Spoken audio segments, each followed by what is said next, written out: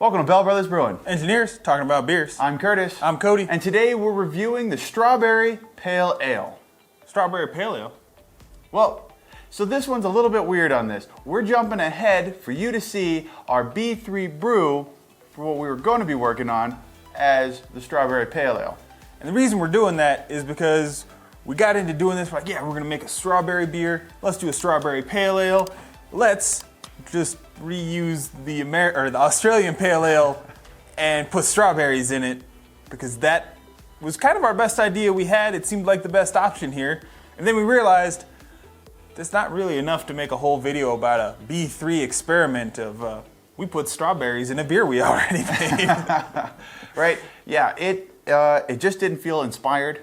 Mm-hmm. As you'll see, we'll do a little bit of the discussion that we hit over Zoom, kind of give you an idea where we were coming from that. But I felt like that was not as interesting as some of our other B3 experimental brews. Yeah. Because it's not experimental, it's a B3 brew with a twist. Yeah, it's what most brewers do when they come up with a new recipe, kind of, in a lot of ways. Right. I have a good recipe. I'm gonna do some slight tweaks to it to make a new thing.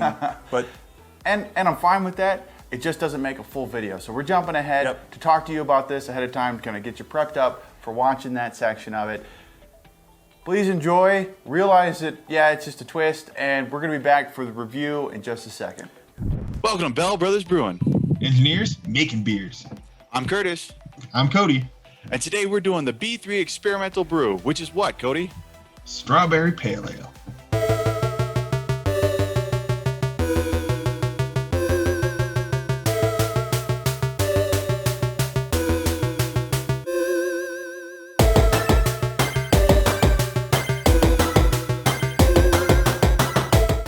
Strawberry Pale Ales. Why are we doing a Strawberry Pale Ale, Cody? Well, this was originally your idea, so if this goes wrong, it's all your fault. We're doing a Strawberry Pale Ale because you said when you went and did a walkthrough for our last challenge video, you saw strawberry lambics, strawberry sours, strawberry blondes, but no strawberry IPA or strawberry pale ale. It seemed like strawberry was very specifically used for like a couple of different categories, but it wasn't widely available. And I was wondering, is it because strawberry shouldn't be in a pale ale?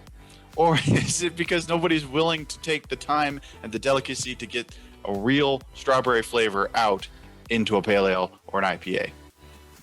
I don't think it should be an IPA. I'm going to go ahead and put that one out first. I don't think strawberry IPA would work.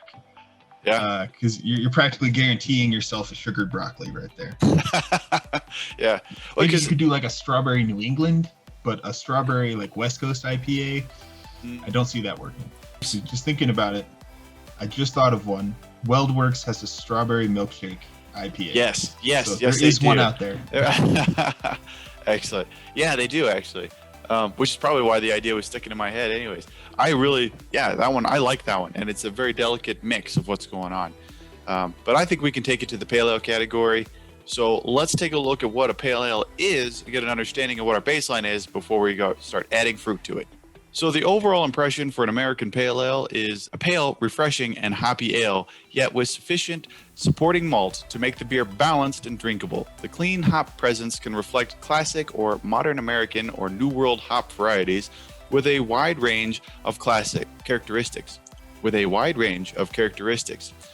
An average strength, hop-forward, pale American craft beer, generally balanced to be more accessible than the modern American IPA. And yeah, I mean, American IPAs, like, I think that's really what killed a lot of people, like a lot of interest in beer culture, is that there's the IPA like culture, the genre, and everybody's like, these things are great. Here, try a beer you've never tasted before. They're like, cool. Holy moly, that's not okay.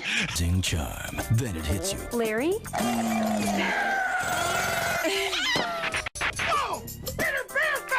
You gotta work your way into IPAs.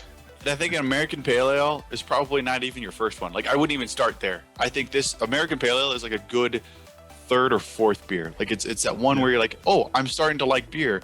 Let's take you into the hop category before we go into another category. Our new hop varieties and usage methods continue to be developed.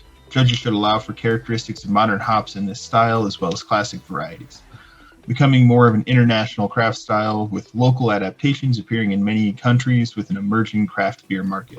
Right, yeah, the IBUs, the International Bitterness Unit, the calculated amount of it when you're putting in those bitterness hops, the bittering hops in the early timeline, I think that makes a big difference.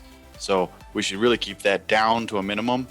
And I think for strawberry, because it's going to be a sweeter, we're going to have to find some sort of balance between bringing enough, but not going into that sugared broccoli effect. Yeah, I think it'll be about balancing, getting like just enough hoppiness to have a balanced drink where it's not overly sweet, but you can taste the strawberry notes and that's mixing with the other notes of the beer to kind of bring everything together. Style comparison. Typically lighter in color, cleaner in fermentation byproducts, and having less caramel flavors than English counterparts. There can be some overlap in color between American Pale Ale and American Amber Ale. The American Pale Ale will generally be cleaner, have a less caramely malt profile, less body, and more often finishing hops. Less bitterness in the balance and alcohol strength than an American IPA, more balanced and drinkable and less intensely hop focused and bitter than session strength American IPAs. So as we shift over to the vital statistics, you see the IBUs between 30 and 50. And that's 50 is a really strong pale ale. I'm thinking that's definitely verging into that IPA range, because when I think IPAs, I think balance 60, you know. SRM's 5 to 10, so pretty low ball, should be reasonably pale, but like I said, kind of gets into the ambers a little bit maybe, depending on how much malt and kind of malts that we've talked about. And if you're interested in that, head on over and check out our malt videos, or the malt video, because we discuss why and how to make the SRM and how that links up to your lava bonds. I'm thinking we probably want to hit land like 5.5 maybe max. I think 5% is probably a good range to land in. Honestly, for this one, I was thinking we would take a riff off of our Australian Pale Ale. Because of that hop flavor that comes with that one, and it already had like a slightly sweet note with the honey malt, and this the pear-like hop flavor, I think will mix well with the strawberry. Right. Damn, 1 month later, it's time for tasting. That's right, it's tasting time. On to the next show. Welcome back. Hopefully you get a sense of why this took so long and why we ended up jumping in the front on this one. Let's get into the review and discuss what we need about this beer. What we like and what we need to change, not just what we need about this beer. Visually, it's murky and it's not red at all. So those are both, I would say, negatives. Yeah, right. Okay. It doesn't sell the strawberry. No, not at all. It doesn't look strawberry-y. I would like to see a hint of pink. And that murkiness, you think that maybe from moving some of or it's chill haze, but it might be from moving from the keg around a bit.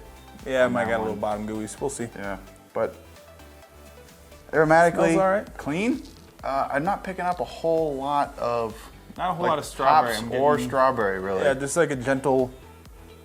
You get deep in there to get a hold of it, but I'm not. It's like a gentle citrusiness sort of floating in the background, but that's about it. Right. Lots of bitterness in the background that balances well, I think, with the strawberry. And the real strawberry is heavily apparent. It doesn't quite have that fresh strawberry flavor though. You can tell it's been fermented. There's a little less of that like bright pop to the strawberry. So when you let some strawberries sit in the canister for a little while, they start to get that like weird off pink color, and a little soft around the edges, and they have that smell. And you bite into them, and you're like, yeah, it's a strawberry, but starting to head towards that dirt. Yeah, that's what we got here. They ask you how you are, and you just have to say that you're fine when you're not really fine, but you just can't get into it because they would never understand. So I think what we're saying here then is don't put your strawberries in primary because they get mushy and funky tasting. Maybe go for like a strawberry juice at the end, or maybe because strawberries in secondary is the same as strawberries in primary, really. Well, it's because all of the sugars from the strawberries at that point wake the yeast back up. The yeast go back into fermentation, and you get a whole second round of fermentation just on strawberry sugar, not malt sugar. I like the idea of doing the juice.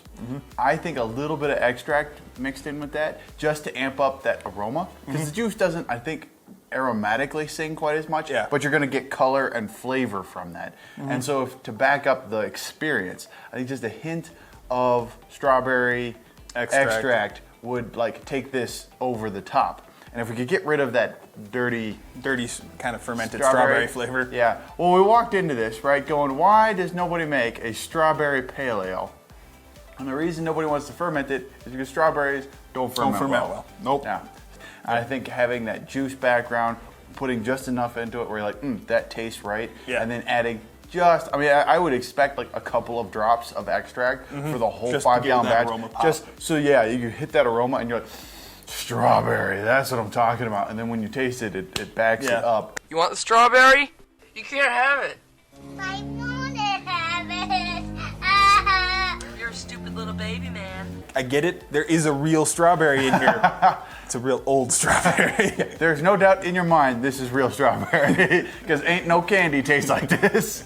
Nobody would buy make it. an extract that tastes like an old strawberry. Yes, while it's realistic, nobody wants to drink that at all. This one may be difficult to put down. Maybe we'll find a mixer. I bet you we could mix it with something.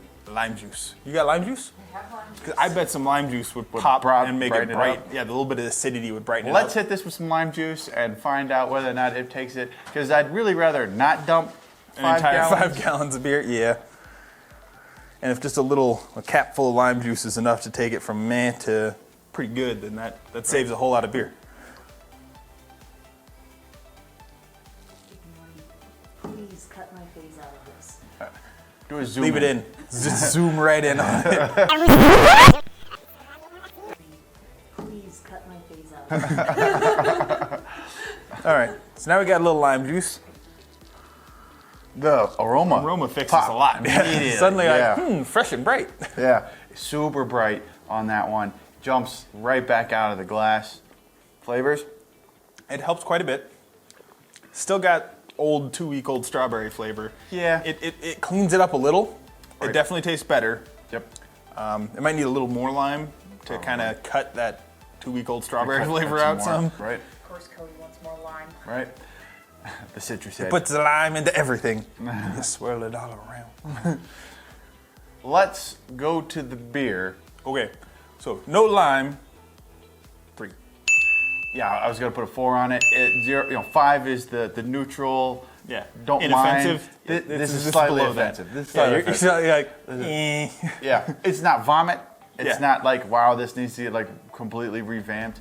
It's just uncomfortable. So it's a 4 in Yep. my book. With the lime, 5. yeah, it's a 5. It's at least drinkable, consumable. It's not good by any stretch. Yeah. You learn from the Bell Brothers that sometimes you have to add a little extract. Sometimes the recipes don't work out. And they taste. Sometimes you make old strawberries. But that's the whole point of brewing, and that's kind of the fun, is you learn new things, you figure out why some things aren't done. Right. And sometimes you figure out ways to get around why things aren't done. Thank you for visiting us here at Bell Brothers Brewing. It's been Engineers talking about beers. Cheers.